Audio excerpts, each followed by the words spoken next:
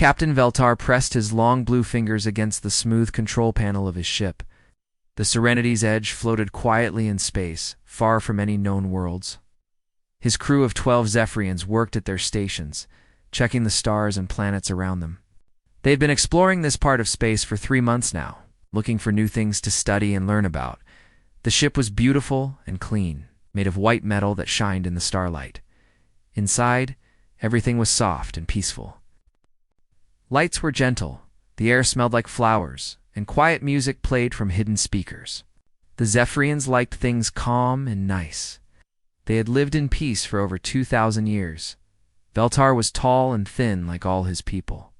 His skin was light blue, and his eyes were large and kind. Wore a simple white uniform with no weapons. The Zephrians did not believe in fighting. They solved problems by talking and sharing ideas. Captain called Dr. Kithna from her station.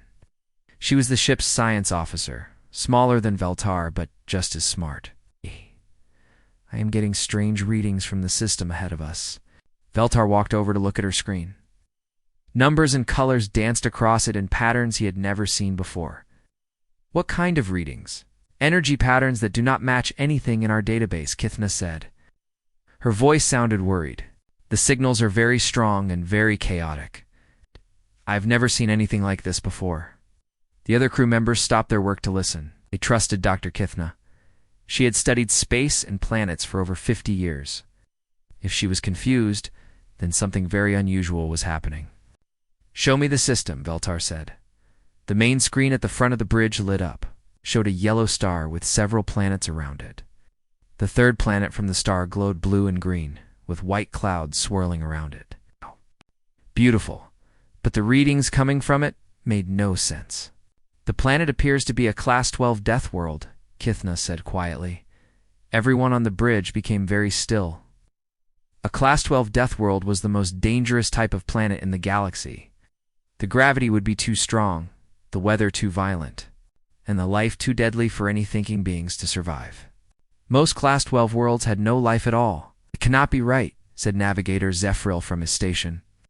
Look at those energy readings. Someone is using advanced technology down there.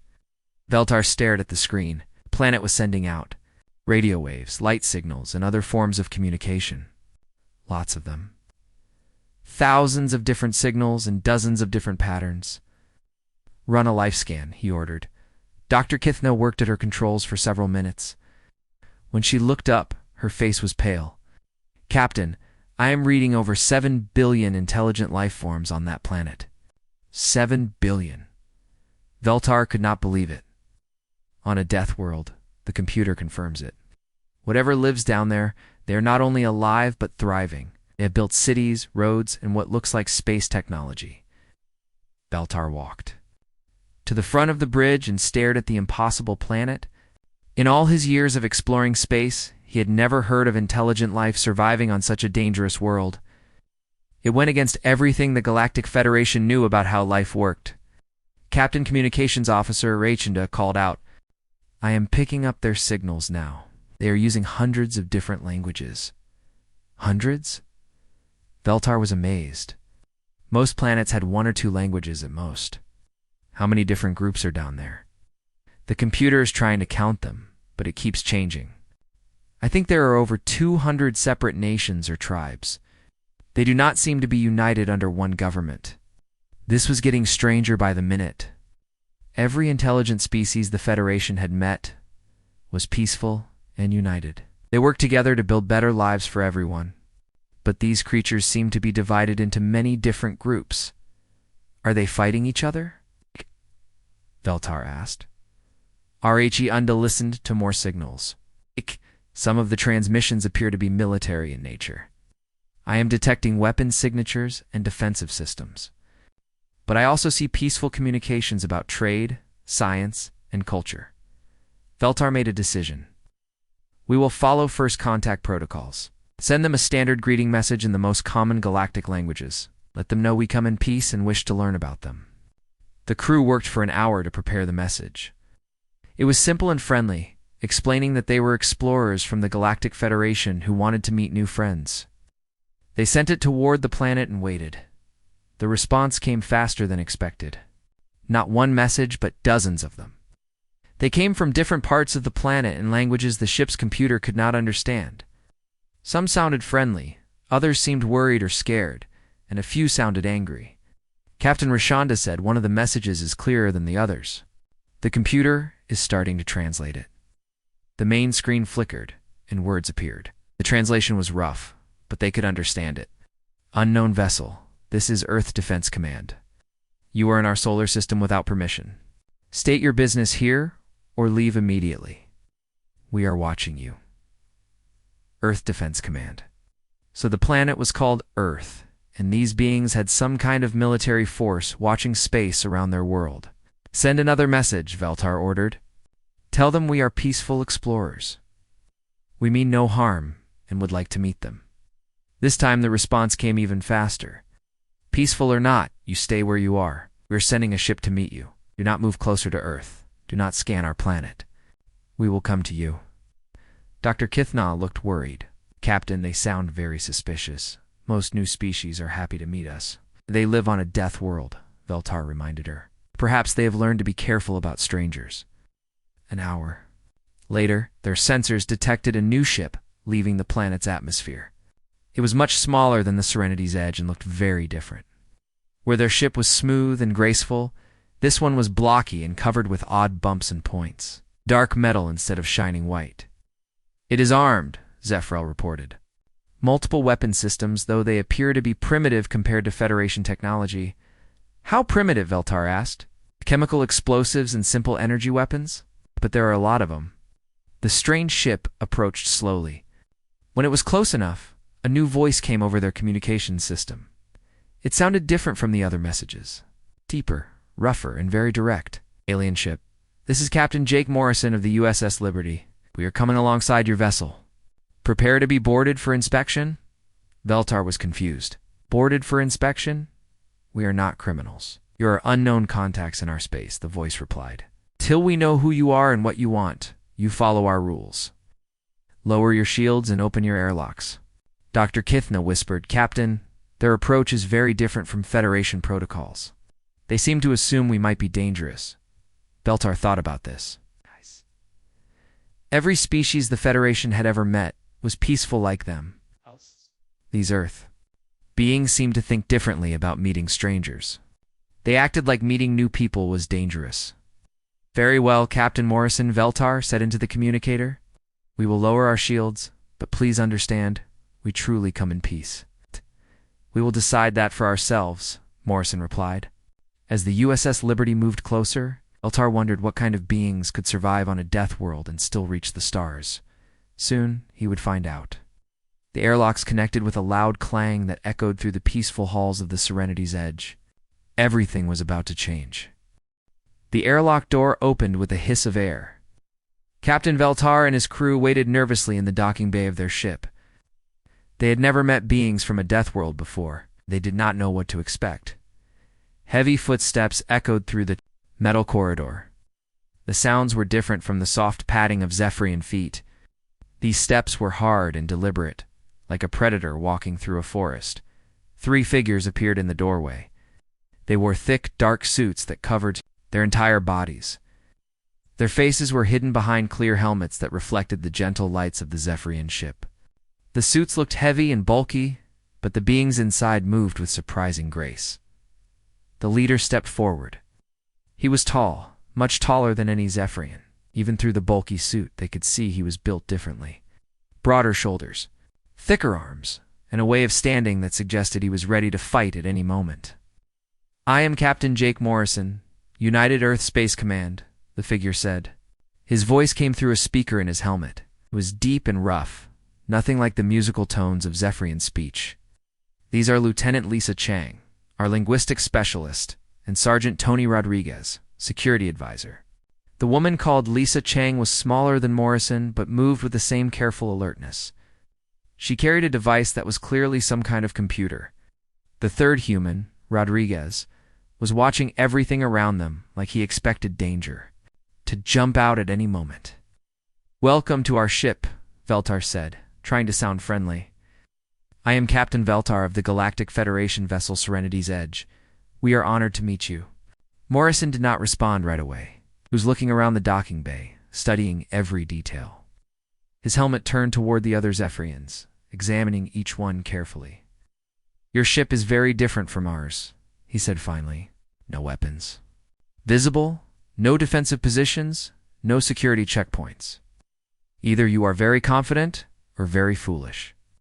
Dr. Kithna stepped forward. "We are scientists and explorers, Captain Morrison. We have no need for weapons.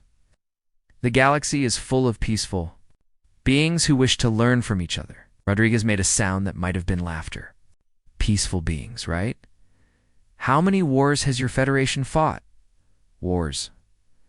Veltar was confused. "We do not fight wars. We solve disagreements through discussion and compromise." "No wars," Morrison repeated slowly. "How do you defend yourselves? Against hostile forces?" "We have never encountered hostile forces," Kithna explained. "All the species we have met are reasonable and civilized." The three humans looked at each other. Even through their helmets, the Zephrians could sense some kind of silent communication passing between them. "Captain," Lisa Chang said, "our translator is picking up your language patterns. May I ask about your planet? What is your world like?" "Our home world is called Zephyr Prime," Veltar said proudly. "It is a beautiful place with gentle weather, peaceful creatures, and abundant resources. We have lived there in harmony for over 2,000 years. "Harmony," Rodriguez muttered. "No conflict at all?" "Conflict serves no purpose," Kithna said. "When problems arise, we discuss them until everyone agrees on the best solution." Morrison was quiet for a long moment. "Lieutenant Chang, are you getting readings on their physiology?" Chang looked at her device. "Basic scans show they are much lighter than us. Bone density about 30% of human normal. Muscle mass is minimal. They appear to be adapted for a low-gravity, low-stress environment." "Low stress," Morrison repeated. "That explains a lot." "Explains what?" Veltar asked. "Why you approach unknown contacts without weapons or defenses," Morrison said. "Your species never learned to be afraid." "Fear is counterproductive," Kithna said. "It prevents clear thinking and peaceful solutions." Rodriguez laughed again. It was not a pleasant sound. "Fear keeps you alive. On Earth, if you are not afraid of the right things, you die." "Your planet is that dangerous?" Veltar asked. "Our planet is trying to kill us every day," Morrison said matter-of-factly. "Earthquakes, hurricanes, volcanoes, floods, droughts, ice, ages, disease, predators, and about 1,000,000 other things. That is just the natural disasters. Then there are other humans." "Other humans?" "We fight each other," Chang explained. "We always have. For resources, territory, ideas, or sometimes just because we can. Human history is basically one long story of warfare interrupted by brief periods of peace." The Zephrians were shocked. They had never heard of an intelligent species that fought among themselves. "How do you accomplish anything if you are always fighting?" Kithna asked. "Fighting makes us stronger," Rodriguez said. "Every weapon we build, every tactic we develop, every strategy we create gets tested against other humans first. By the time we face external threats, we are ready for anything." Morrison walked over to one of the Zephrian control panels. "May I?" Veltar nodded. Morrison examined the smooth, curved surface with its gentle lights and soft controls. "Is designed for comfort," Morrison observed. "It's easy to use, pleasant to look at, no sharp edges or hard surfaces. You built this for beings who never expected to be hurt." "Why would we expect to be hurt?" Veltar asked. "Because hurt is the natural state of existence," Morrison said. "You avoid it, adapt to it, or you die." Chang was working with her translator. "Device, Captain Veltar. I have been analyzing your language patterns. Your species has no words for many concepts that are common to humans." "What concepts?" "Murder, warfare, ambush, betrayal, torture, genocide, terrorism, invasion, conquest, and about 50 other terms related to violence and conflict." "We have no need for such words," Kithna said. "We do not do those things." "What happens when someone disagrees with your government?" Rodriguez asked. "We discuss the disagreement until we reach a solution that works for everyone." "What if they refuse to discuss it?" Why would they refuse? Because they want something you are not willing to give them. Beltar thought about this. We would find a compromise. What if there is no compromise? What if they want something that you cannot give up? There is always a compromise. Morrison shook his head. No, there is not. Sometimes two sides want things that cannot both exist. Sometimes one side has to lose. Then we would ask the Galactic Federation Council to mediate, Kithna said. What if the other side refuses to accept the Council's decision? The Zephrians were quiet. They had never encountered such a situation. You enforce the decision, Cheng said, with ships, weapons, and soldiers if necessary. The Federation does not have ships or weapons or soldiers, Veltar said. Oh. Then how do you enforce anything? Everyone agrees to follow the rules because the rules are fair and reasonable.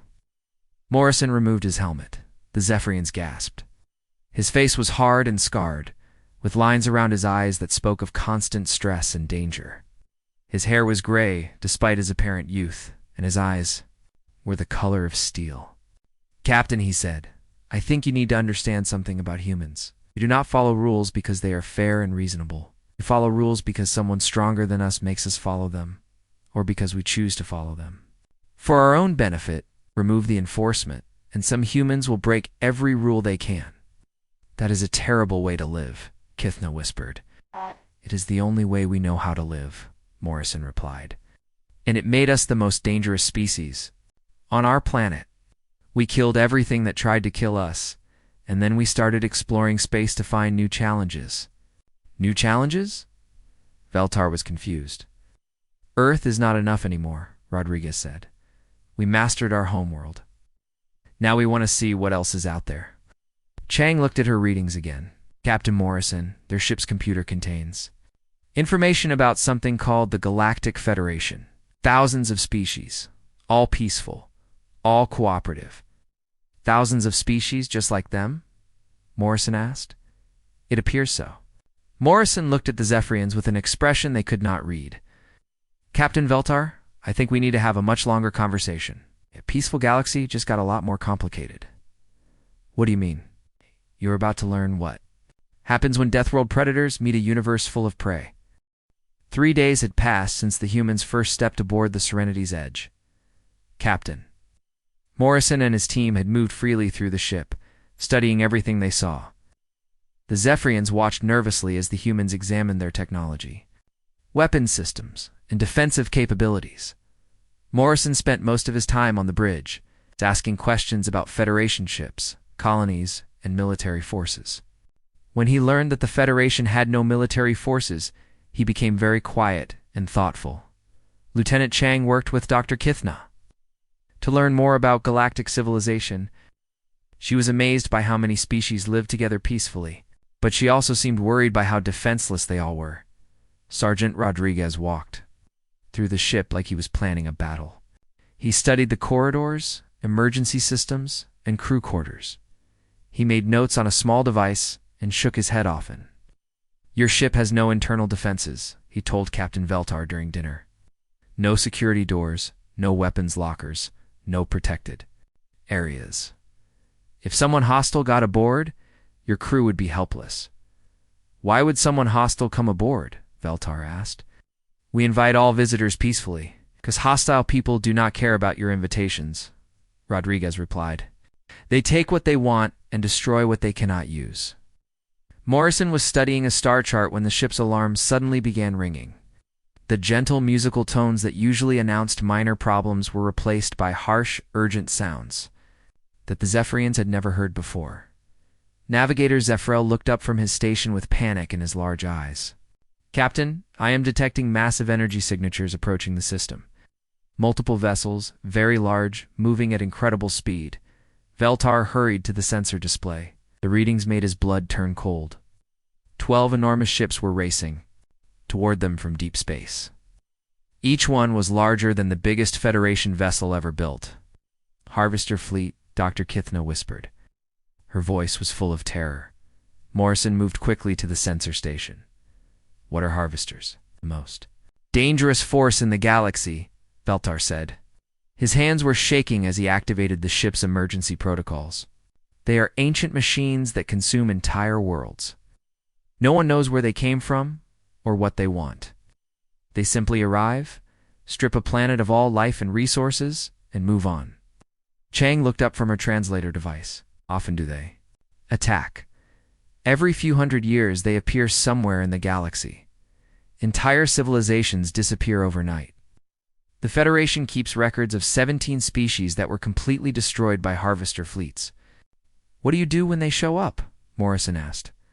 Run, Veltar said simply. Run as fast and as far as possible. Send warning messages to nearby systems and hope they escape in time. Rodriguez was studying the sensor readings. 12 ships. How many people do they usually have? They are not people, Kithna explained. They are machines. Ancient artificial intelligence that has been traveling through space for thousands of years. Each ship contains millions of smaller machines that can take apart anything they touch. Morrison nodded slowly. How do they fight? No one knows, Veltar said. No ship has ever survived a direct encounter with a harvester fleet. They have weapons that can destroy moons, shields that cannot be penetrated, and technology far beyond anything the Federation understands. So your strategy is to run away? Morrison looked at Chang and Rodriguez. Something passed between them that the Zephrians could not understand. It was not fear. It looked almost like excitement. Captain Veltar Morrison said, "We need to return to Earth immediately." Yes, of course. We must all evacuate this system before the harvesters arrive. I will set course for the nearest Federation outpost. No, Morrison said firmly. It can go wherever you want. But we are going back to Earth to warn our people. To warn them so they can evacuate. Morrison smiled. It was not a pleasant expression. To warn them so they can prepare to fight. The Zephrians stared at him in shock. Captain Morrison, you do not understand. No one fights the harvesters. It is impossible. Impossible for you, maybe. But you have never seen humans at war. Dr. Kithna grabbed Morrison's arm. You will all die. Your entire species will be destroyed. Please be reasonable, Doctor. Reasonable people do not live on Deathworlds, Morrison replied. Reasonable people do not survive when everything around them is trying to kill them. We did not become the dominant species on Earth by being reasonable. The USS Liberty undocked from the Serenity's edge and began flying back toward Earth. Captain Veltar wanted to follow them. But Federation protocol required him to report the harvester fleet immediately and evacuate to a safe distance. As the human ship disappeared, Veltar wondered if he would ever see them again. Probably not. In 18 hours, the harvesters would arrive, and another species would vanish from the galaxy forever. But something strange began happening. Instead of evacuation ships leaving Earth, more vessels started launching from the planet. Dozens of them, then hundreds. The ships were smaller than Federation standards, but they moved with purpose and speed. Captain Communications Officer Rachinda called out, I am receiving transmissions from Earth. They are not evacuation orders. What are they? Military communications, battle plans, weapon assignments, and coordination protocols. They are organizing their fleet for combat. Veltar could not believe what he was hearing. They are really going to fight. It appears so. Captain, there is something else. They are requesting tactical information about the harvesters. What kind of tactical information? Everything we have. Ship configurations, weapon systems, shield frequencies, attack patterns, anything that might help them plan their defense. Dr. Kithna was monitoring the human fleet as it formed up around Earth. Their ships are very different from ours. Heavy armor, multiple weapon systems, and what looks like redundant life support systems. Redundant life support? Built to keep. Functioning even after severe damage. These vessels are designed to survive catastrophic battles. More human ships kept launching. Converted cargo vessels with weapons bolted to their hulls. Military ships that looked like they were built specifically for fighting. Even civilian ships that had been quickly armed with whatever weapons could be attached. How many ships do they have? Veltar asked. ZEPH-RIL counted the energy signatures. Over 300 vessels now, and more are still launching. 300 ships against 12 harvesters, Kithna said quietly. It is not nearly enough.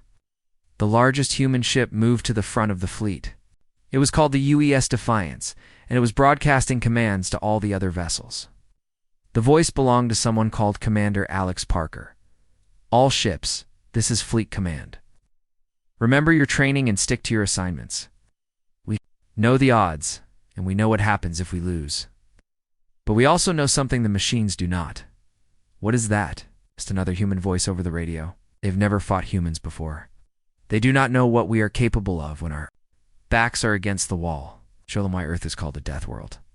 The human fleet spread out in a formation that made no sense to Zephrian military theory. Instead of staying together for mutual protection, they scattered into small groups. Each group seemed to have its own plan and its own target. They are not following standard defensive doctrine, Zephriel observed. Maybe they do not know standard defensive doctrine, Veltar suggested. Or maybe they are writing their own. Rodriguez's voice came over the communication channel.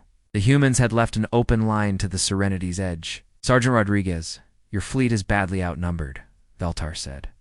Please reconsider this course of action. Captain, you told us that no one has ever survived a fight with these harvesters. That means no one knows if they can actually be beaten. Today we find out. The harvester fleet was now only 6 hours away. Their massive ships moved through space like dark predators, silent and unstoppable. They had destroyed 17 civilizations without ever taking significant damage, but they had never encountered a species that considered impossible odds to be a personal challenge. They had never fought beings who evolved by conquering the most dangerous planet in their region of space. The humans were about to introduce the galaxy to a new concept, death world warfare. All human vessels. This is Commander Parker. Harvesters will be in weapons range in 4 hours. Remember, we are not just fighting for Earth. We are fighting for every peaceful species in this galaxy who cannot fight for themselves. Captain. Veltar realized that everything was about to change. Win or lose, the humans were about to show the galaxy something it had never seen before. The harvester fleet arrived exactly when predicted.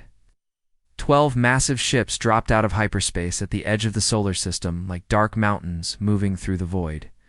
Each vessel was over 10 kilometers long, covered in strange geometric patterns that hurt to look at directly. Captain Veltar watched from a safe distance as the ancient machines began their approach toward Earth. The Serenity's edge hung in space far from the battle zone, recording everything for the Federation. Archives. If the humans were destroyed, at least their final moments would be remembered.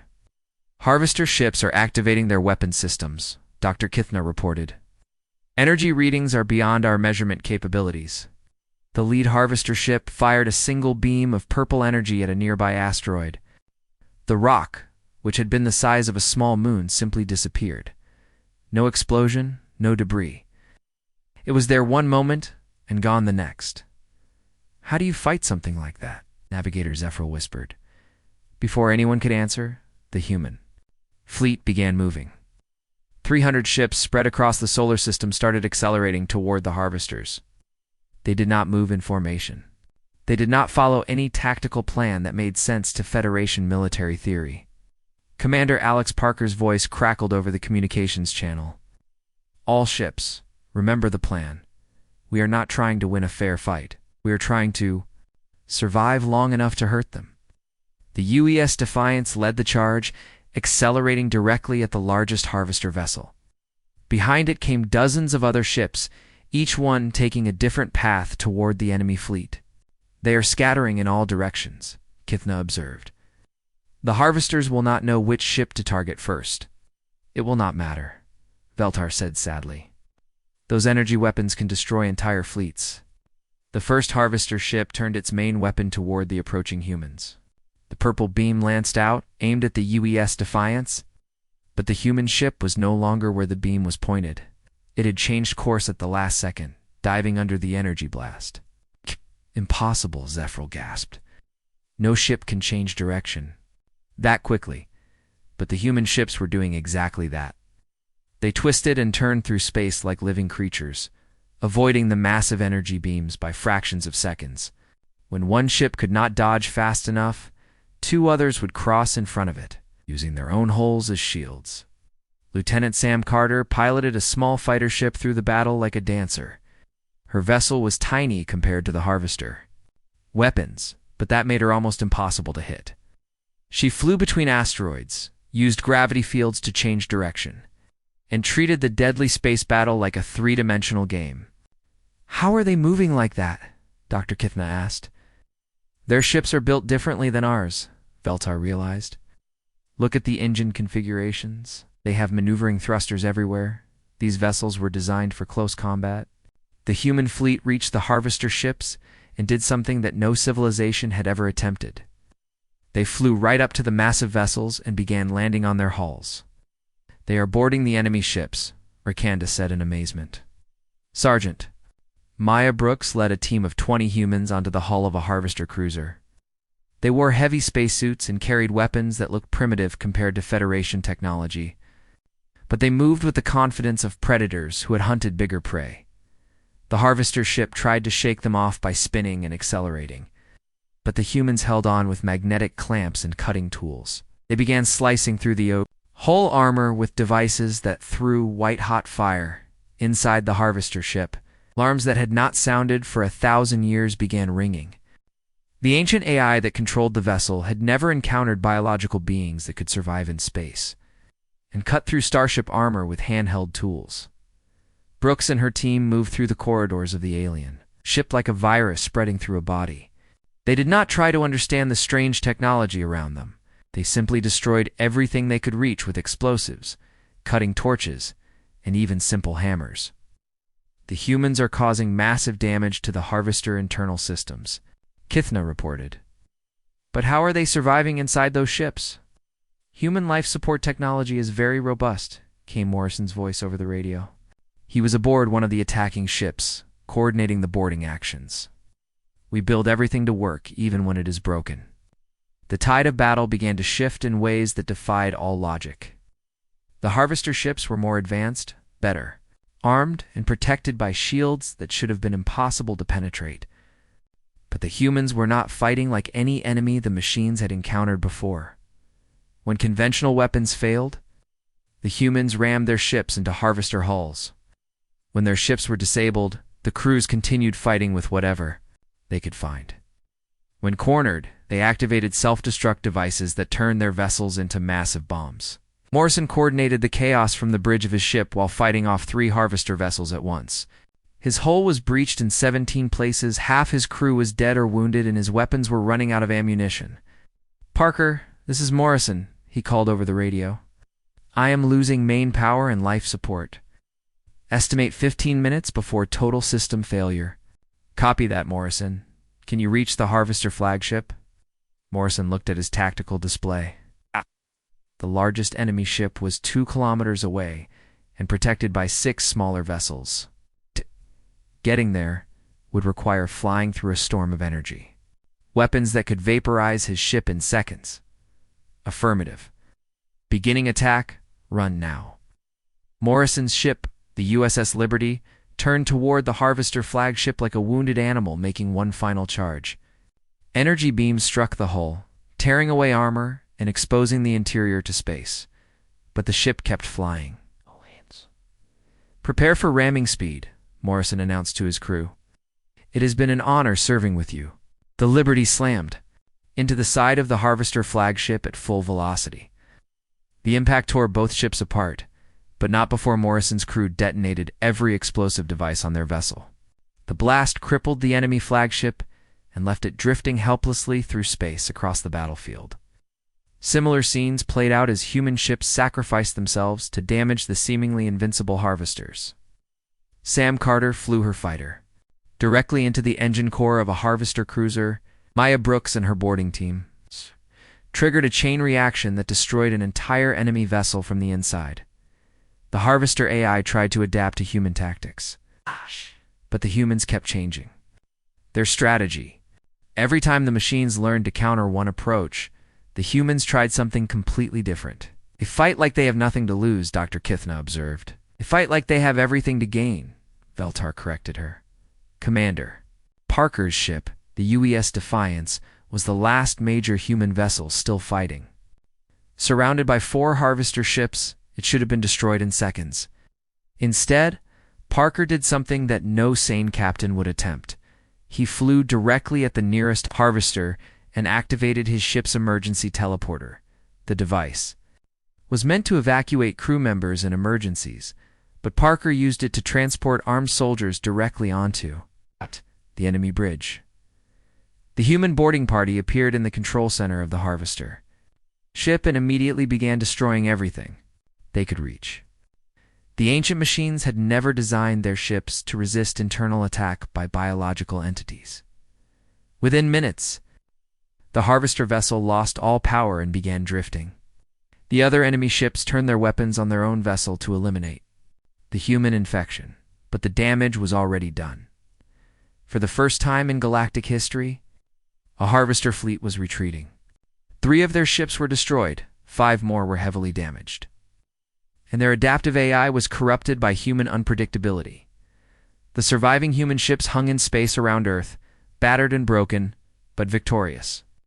Of the 300 vessels that had entered the battle, fewer than 50 were still functional. The cost had been enormous, but they had achieved something that 17 civilizations had failed to do. They had fought the harvesters and won. The silence after the battle was strange and heavy. Captain Veltar stared at his screens, trying to understand what he had just witnessed. The harvester fleet was gone. Not destroyed completely, but retreating into deep space faster than they had ever moved before. Captain Dr. Kithna said quietly, "I am reading massive damage to the remaining harvester ships. Their formation is broken, their energy signatures are erratic, and they are broadcasting what appears to be warning signals. Warning. Signals to other harvester fleets throughout the galaxy. Are telling them about the humans. Around Earth, the surviving human ships floated in space like wounded animals. Many were held together by emergency patches and hope. Some had lost life support and were running on backup power. Others were missing entire sections of their hulls, but the humans were celebrating. Communications Officer Roshinda listened to the radio chatter from the human fleet with amazement. They are singing, "Captain, after losing so many ships and people, they are singing victory songs." Commander Alex Parker's voice came over the main channel. "All ships, this is Fleet Command. Mission accomplished. We have bloodied the nose of the most dangerous force in the galaxy. Command recommends a drink for anyone still breathing." Laughter echoed across the communication channels. Tired, painful laughter from people who had stared death in the face and somehow lived to tell about it. "They treat near extinction as a victory," Veltar said in wonder.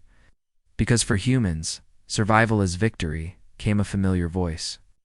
Captain Morrison was somehow still alive, speaking from an escape pod after his ship had been destroyed. "We did not expect to win, Captain Veltar. We expected to make the enemy remember us." The Serenity's Edge moved closer to Earth to assist with rescue operations. Federation emergency protocols required them to help any species in distress, even ones that confused them completely. As they approached the human homeworld, more ships began launching from the surface, but these were not warships. They were rescue vessels, medical ships, and repair craft. The humans were already working to save their wounded and rebuild their fleet. Dr. Kithna studied the human rescue operations with fascination. They worked together so efficiently. No arguments about resources or priorities. Every ship knows exactly what to do. "War teaches cooperation," Morrison explained from his rescue pod. "When survival depends on teamwork, people learn to work together quickly." Over the next several hours, the Serenity's Edge helped coordinate rescue efforts. The Zephrians were amazed by human medical technology. They treated injuries that would kill most species and kept fighting even when badly wounded. Lieutenant Lisa Chang survived the battle aboard a damaged cruiser. When the Zephrians found her, she was still working at her station, despite a broken arm and multiple cuts from flying debris. "The translator systems worked perfectly," she told Dr. Kithna. "We intercepted harvester communications during the battle. They kept asking their AI to explain human behavior, but it could not find patterns in our actions, because there were no patterns, because we changed our patterns faster than they could adapt.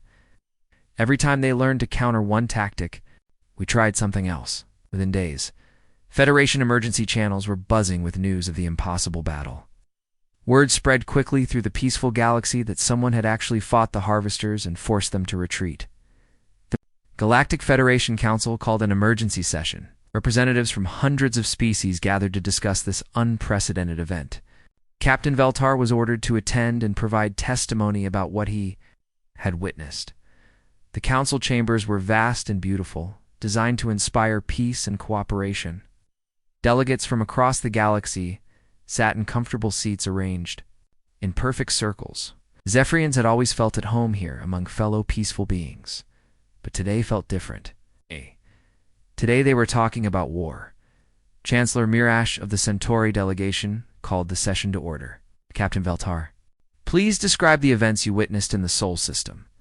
Veltar stood and activated the holographic display. Images of the battle played out in the center of the chamber. The assembled delegates watched in stunned silence as human ships threw themselves at the Harvester fleet with suicidal courage. These humans, Veltar said, represent something we have never encountered before. They are a species that evolved through constant conflict on a world that tried to kill them every day. They do not seek peace as we understand it. They seek challenges to overcome. Delegate Zorvac from the aquatic systems raised a tentacle. Are they hostile to other species? No, Veltar replied. They seem willing to cooperate with peaceful beings, but they approach every situation as if it might become dangerous. They plan for threats we cannot imagine. The hologram showed Morrison's ship ramming the Harvester flagship. Several delegates made sounds of distress. They sacrificed themselves without hesitation, observed Counselor Tenra from the Silicon Collective. This suggests either noble heroism or dangerous instability. Both, Dr. Kithna said from the audience. They are heroic because they are unstable. Their entire species is adapted for crisis situations. Chancellor Mirash studied the battle recordings carefully. The implications are profound. If humans can fight Harvesters successfully, they could defend our peaceful civilizations from threats we cannot handle ourselves. At what cost? Asked Delegate Yilpop from the Garden Worlds. Their methods are violent and destructive. They solve problems by breaking things. They solve problems by refusing to accept defeat, Veltar corrected. When faced with impossible odds, they do not retreat or negotiate. They attack. The debate continued for hours. Some delegates wanted to welcome humans into the Federation immediately. Others worried about introducing such a violent species into their peaceful society.